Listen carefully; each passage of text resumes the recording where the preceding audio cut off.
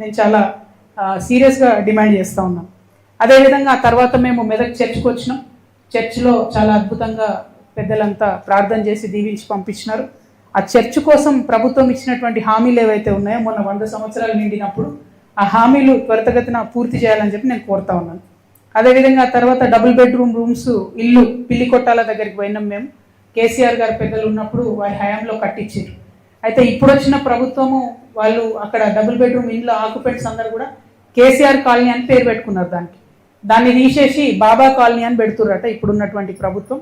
ఆ పేరు అలాగే ఉంచాలి కేసీఆర్ కాలనీ అని చెప్పి ప్రజలు డిమాండ్ చేసినారు. ప్రజల డిమాండే నా డిమాండ్ కాబట్టి మరి పని ఎవరికి వేస్తే పేరు వాళ్ళకి రావాలి.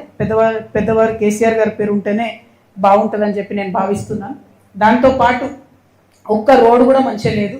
మంచినీళ్ళ కనెక్షన్ ఇచ్చిండ్రు, డ్రైనేజ్ కనెక్షన్ ఇచ్చారు, కానీ రోడ్స్ బాగలేవు, శ్మశాన వాటిక లేదు, గుడి లేదు, చర్చ్ లేదు, మసీదు లేదు.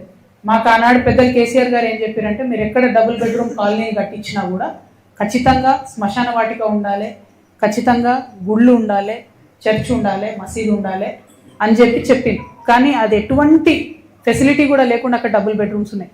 ఇంకొకటి ఏంటంటే అక్కడ వాళ్ళు కంప్లైంట్ చేసేటి అనర్హులకు ఇచ్చిరు కాబట్టి సంవత్సరం పొడవునా తాళాలు వేసి పెట్టుకుంటున్నారు. ఎవరికైతే అర్హత లేకుండా డబుల్ బెడ్రూమ్స్ పొందినరో వాటిని తీసి నిజమైన పేదవారికి ఇవ్వాలనేటటువంటి డిమాండ్ కూడా వచ్చింది. మరి అది ఎంతవరకు వాస్తవం అన్నది నేను చెప్పలేను, ఎందుకంటే ఎప్పుడు ఏం జరిగిందో నాకు తెలియదు. అదే దగ్గర చాలా మంది ఉద్యమకారులు వచ్చి మమ్మల్ని అడిగిండ్రు, మరి ఇక్కడ పద్మదేవేందర్ రెడ్డి గారు ఉండే, ఆమె ఎప్పుడు కూడా ఉద్యమకారులను పట్టించుకోలేదు, డబుల్ బెడ్రూమ్ ఇల్లు ఇవ్వలేదని చెప్పి వాళ్ళు పదే చెప్పిండ్రు. మరి ఆ విషయం నిజమైతే పద్మక్క గారు కూడా ఆలోచించుకోవాలి ఏం జరిగింది ఏంది అన్నది. అదేవిధంగా మన వడ్డెర కాలనీకి పోయినాం మేము. తర్వాత నాగసాన్పల్లికి, అక్కడ ఎంత ఘోరం ఉందంటే అప్పుడెప్పుడో పెద్దలు నారాయణ రెడ్డి గారు అని, శశిధర్ రెడ్డి అన్న పేరు, వాళ్ళ ఫాదర్ పేరు నారాయణ రెడ్డి సార్, అదే మాజీ ఎమ్మెల్యే నారాయణ రెడ్డి గారు ఉన్నప్పుడే నాగసాన్పల్లిలో పాపం వడ్డెర వాళ్ళకు ఒక 32 కుటుంబాలకు భూములు ఇచ్చిండ్రు. ఆ తర్వాత ఇప్పటిదాకా కూడా ఎటువంటి ఫెసిలిటీ వాళ్ళకి లేదు. వాళ్ళకు పాపం ఫైనాన్షియల్ పొజిషన్ లేదు, ఫ్లాట్ ఉన్న ఇల్లు కట్టుకోలేని పరిస్థితి 30 ఏళ్ళ నుంచి. అయితే వారానికి ఒక్కసారి మిషన్ భగీరథ నీళ్ళు వస్తుంది. చాలా అంటే చాలా ఘోరంగా ఉంది చూడడానికి. లిటరలీ వాళ్ళు మైగ్రెంట్ లేబర్ బతికినట్టు బతుకుతున్నారు. ఇప్పుడు కూడా వరకులు కప్పుకొనే ఉన్నారు. వారి కోసం ప్రయత్నం చేయవలసిందిగా నేను ప్రభుత్వాన్ని కోరుతా ఉన్నా. వాళ్ళకి ల్యాండ్ ఉంది, వాళ్ళు చాలా పేద స్థితిలో ఉన్నారు కాబట్టి తక్షణం అందరికి కూడా ఇందిరమ్మ ఇల్లు మంజూరు చేయాలని ప్రభుత్వాన్ని నేను డిమాండ్ చేస్తున్నా. ప్రభుత్వానికి మేము 13 ఫిబ్రవరి వరకు గడువు ఇస్తా ఉన్నాం.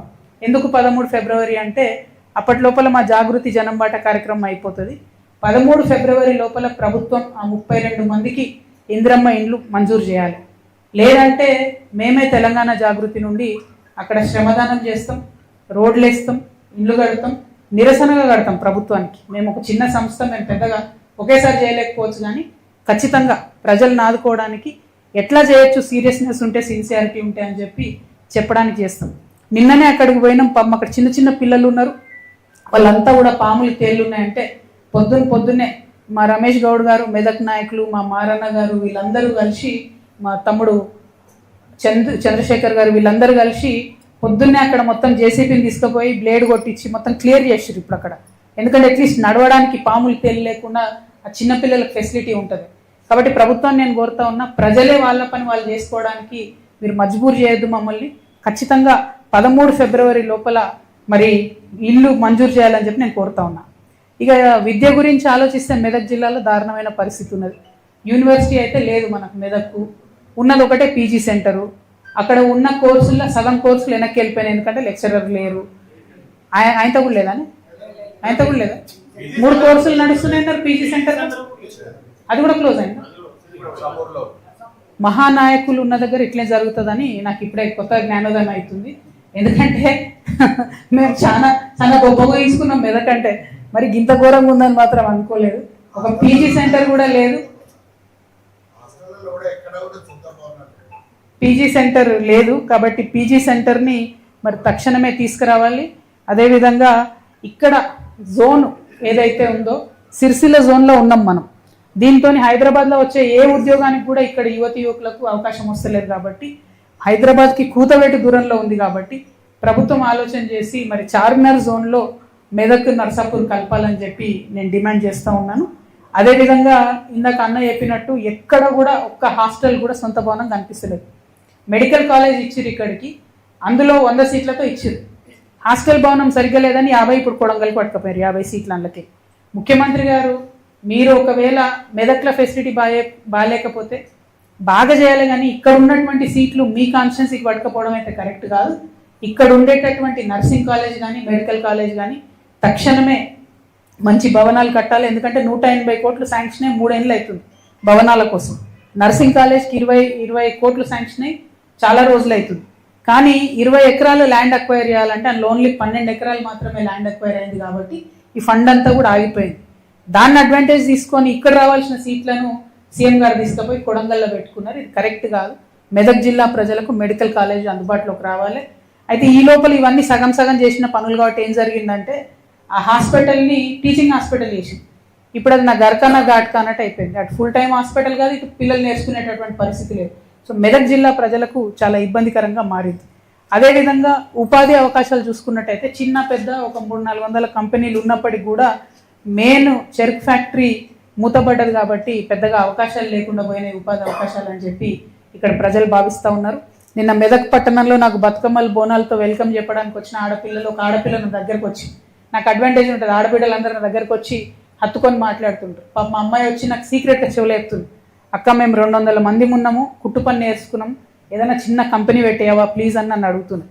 చాలా బాధ అనిపించింది. తప్పకుండా మెదక్లో మంచి కంపెనీలు రావాలి. రావడం కోసం ఒక సంస్థగా మేము కూడా ప్రయత్నం చేస్తామని మెదక్ బిడ్డలందరూ కూడా చెప్తా ఉన్నాం. అదేవిధంగా ఇక వ్యవసాయానికి సంబంధించి ఇందాక మాట్లాడుకున్నట్టు కాళేశ్వరంలో 150,000 ఎకరాలు ఇక్కడ సాగు కావాలి, కానీ ఒక్క చుక్క కూడా కొత్తగా నీరు రాలే. నిజాం హయాంలో కట్టినటువంటి 1905లో కట్టినటువంటి గన్పూర్ ఆయకట్టు వచ్చే నీళ్ళే ఇప్పటి వరకు కూడా మనకు దిక్కు. ఒక్కటంటే ఒక చుక్క నీరు కూడా అదనంగా హరీష్ రావు గారు ఇరిగేషన్ మంత్రిగా ఉన్నా కూడా రాలేదు. ఇది చాలా దారుణమైనటువంటి పరిస్థితి. అదేవిధంగా చాలా మంది రైతులు చెప్తా ఉన్నారు, సరే వీళ్ళు ప్రాజెక్టులు కడుతున్నారు, చాలా అంటే ఆలోచించదగ్గ విషయం. ప్రాజెక్టులు కడతా ఉన్నారు, కానీ ప్రాజెక్టులు కట్టి నీళ్ళు ఇస్తే రైస్ ప్రొడక్షన్ పెరిగితే కనీసం గోడౌన్ ఎక్కడ కడతలేరు, ఆలోచన కూడా చేస్తలేరు. మళ్ళీ మేము ధాన్యం అంతా ఎండబోసుకోవాలి, ఎండబోసే పరిస్థితి లేదు, వాన కొడితే మొత్తం మునిగిపోయే పరిస్థితి ఉందని చెప్పి చెప్తా ఉన్నారు. కాబట్టి మరి దానికి సంబంధించి కూడా ఆలోచన చేయాలని చెప్పి నేను డిమాండ్ చేస్తూ ఉన్నా. ఇక మనకు 4 మున్సిపాలిటీస్ ఉన్నాయి, మెదక్, రామాయణపేట, నర్సంపేట, నర్సాపూర్, అట్లానే తూప్రాను. కేసీఆర్ గారు ఇదివరకు మెదక్కు 50 కోట్లు, మిగతా 3 మున్సిపాలిటీలకు 25 కోట్లు ఇస్తామని చెప్పి ప్రకటించారు. మరి అది వచ్చినాయో రాలేదో నాకు తెలియదు, కానీ మొన్న రామాయణపేట వరదలలో మునిగిపోతే మాత్రం చాలా బాధ అనిపించింది. అక్కడి నుంచి రామాయణపేటలోనే కదిలిస్తే వాళ్ళ దుఃఖం చెప్పవశం అయితే లేదు. రెవెన్యూ డివిజన్ కొట్లాడి తెచ్చుకున్నారు, ఇప్పుడు కాన్స్టిట్యున్సీ కావాలని అడుగుతున్నారు, కానీ రెవెన్యూ డివిజన్ వచ్చిందని కూడా ఆడ ఆర్డీఓ ఆఫీసే నడుస్తలేదు. మళ్ళీ ఆర్డీఓ ఆఫీస్ మొత్తం మెదక్లే నడిచే పరిస్థితి ఉన్నది. చాలా అంటే చాలా దారుణమైనటువంటి అడ్మినిస్ట్రేషన్ ఉంది. కొత్త జిల్లా అయినా, కొత్త మండలాలైనా, కొత్త రెవెన్యూ డివిజన్ అయినా 12 ఏళ్ళైనా ఫలితాలు మెదక్ జిల్లా ప్రజలకు దక్కకపోవడం మాత్రం కేవలం ఇది రాజకీయ నాయకులు, ఇక్కడ ఉండేటటువంటి నాయకులు చేసినటువంటి లోటే. ఈ విషయం